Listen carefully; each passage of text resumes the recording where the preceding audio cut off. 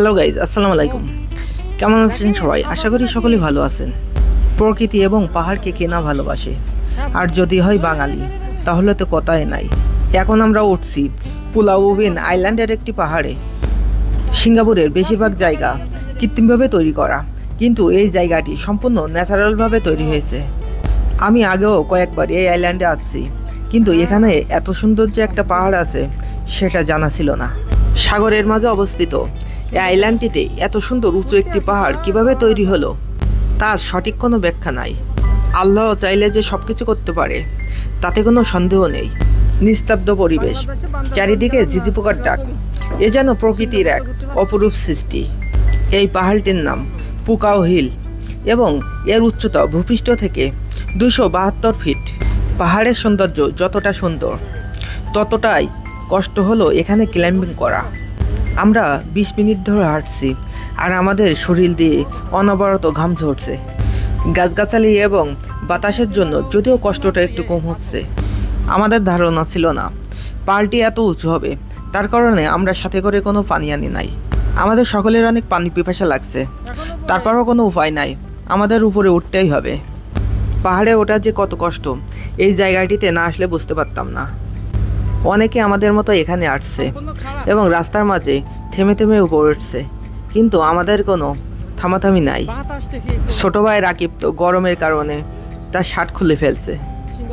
এই জায়গাটি একটু খোলামেলা, আর এখানকার ভিউটা দারুণ, আর বাতাসও বইছে অনেক।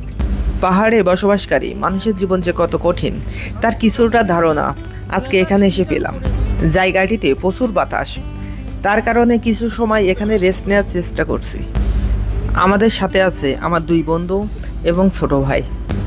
এমন এক সময় ছিল আমরা এই বন্ধুরা মিলে সিঙ্গাপুরে প্রচুর ঘোরাঘুরি করতাম, কিন্তু এখন সবাই তার কর্ম নিয়ে ব্যস্ত।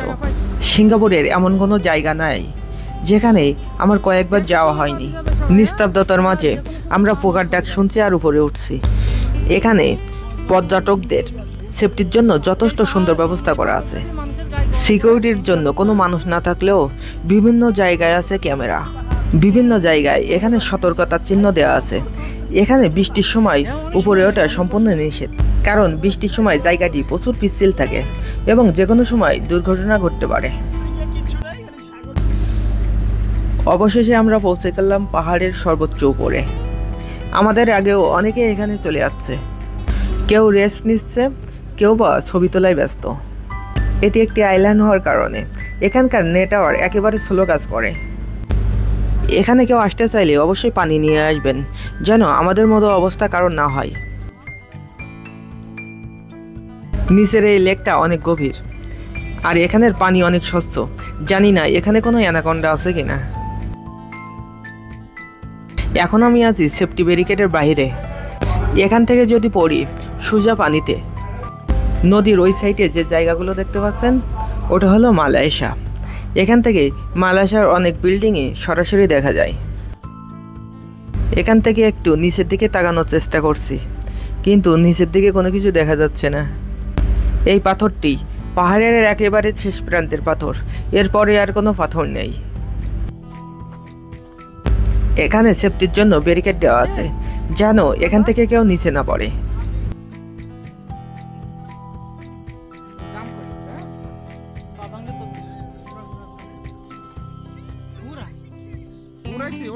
আমি সুপারম্যান নই, তারপরও সুপারম্যানের মতো লাভ দেওয়ার চেষ্টা করছি। একটা মজার জিনিস দেখাই, অনেকে তাদের প্রেমিক প্রেমিকার নাম এই পাহাড়ে খোদাই করে লিখে গেছে। আমি বন্ধুদের সাথে মজা করার জন্য কিছু লেখার চেষ্টা করছি, কেউ বা সিরিয়াসলি নেবেন না।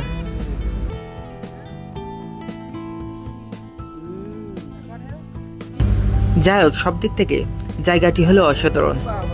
সব দিক থেকে জায়গাটি অসাধারণ, তবে পাশে যদি বন্ধুরা থাকে তাহলে সব কিছু এমন অসাধারণ লাগে। হয়তো একদিন আমি থাকবো না, কিন্তু বন্ধুদের সাথে কাটানো এই দিনগুলো স্মৃতি হিসাবে থেকে যাবে।